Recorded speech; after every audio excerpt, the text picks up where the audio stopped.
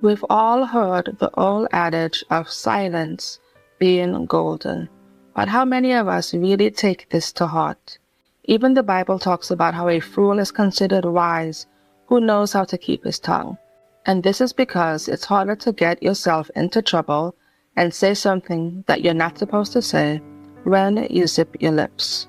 By keeping your mouth closed, you end up saving your energy instead of letting it leak out.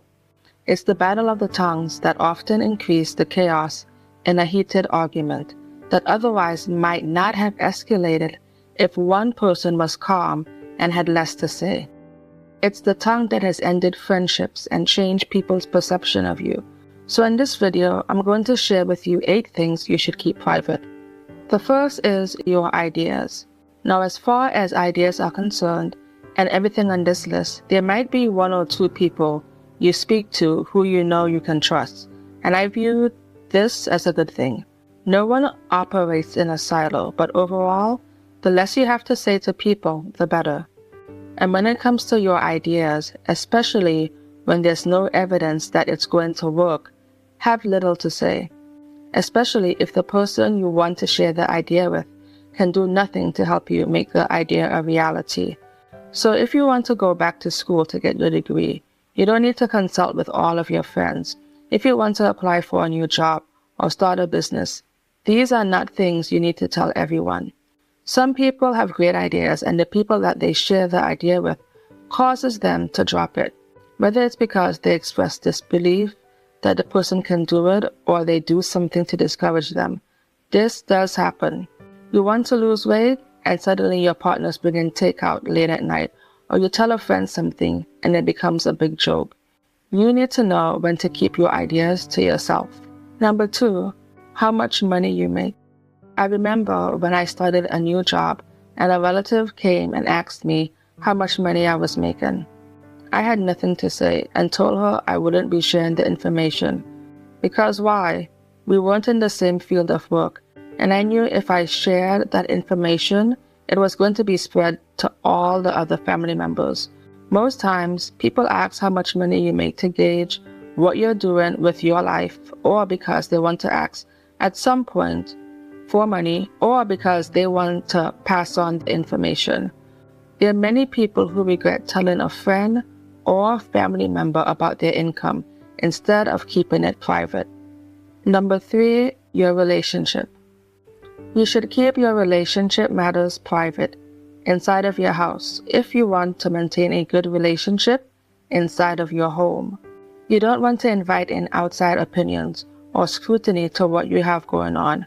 Now, I will say that I firmly believe in keeping your relationship private unless you're being abused financially, emotionally, or physically.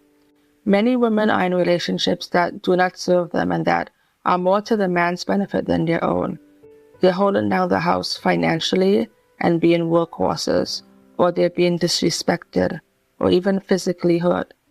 This is an area where I feel a woman should talk to someone to not only be encouraged as an individual, but knowing their support will help a woman to leave a toxic relationship. Most people don't care about your vulnerabilities, your weaknesses, or trauma. They're concerned about themselves. So know who to cry to and still keep some things to yourself. Number 4, family issues. Your friends don't need to know about the family scandal from 10 years ago. And people don't need to know about your issues with your siblings or see a social media battle between you and any of your family members. Keep the squabbles among the people who are squabbling, especially if the people you want to vent to have never met them and would stay out of it if they ever saw them. Number 5, material purchases. Don't talk about the things you've bought, especially with people who are struggling or who don't have the means to buy it. There's no need to flash everything new on social media, whether it's your shoe or a car. Now, we can say, let haters hate, and there's nothing wrong with looking nice online, but the more discretion you exercise with your mouth, even if they see a picture with you wearing the shoes, the better. In real life, people will see the car, but you don't have to announce how much it costs and that sort of thing. Number 6, your current location. I was watching this movie recently where the person was on a date and uploaded a picture of her food to social media. And within a few minutes, she got a call from a guy. So she doesn't answer, but he was interested in her. A few minutes more passed by, and then the guy was standing outside of the restaurant because he knew what restaurant she was at based on the food pics. Do not talk about your current location or highlight it on social media. Number 7, who you've helped or your good works. Many of us have been a part of conversations where one person drops the name of who they've helped and how. Once or twice may be okay, but by the time they've dropped a third name, you start to wonder why they're sharing that they've helped this person. And if you're like me, certain types of help you just won't ask someone like this for. Why? Because they're inclined to tell others. Number 8, keep your viewpoint on mutual acquaintances to yourself. There are 2 reasons for this. The first is you don't know them too well. And the second is there may come a point in time where you have to interact with this person. You don't want to chime in on a conversation and add your 2 cents about them based on hearsay.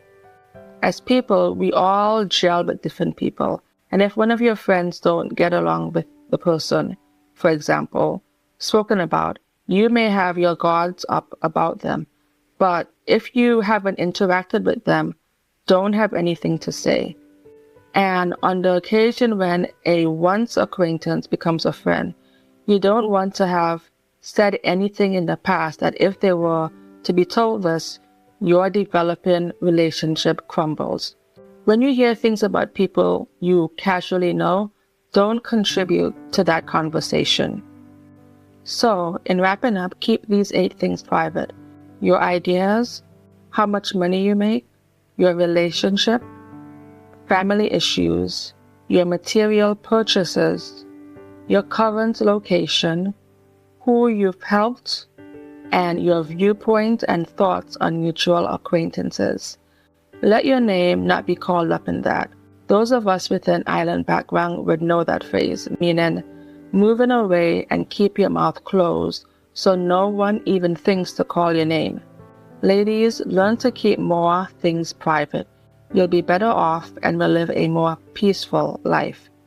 Thanks for taking the time to watch this video. Tap that like button, then subscribe. Talk to you in the next one.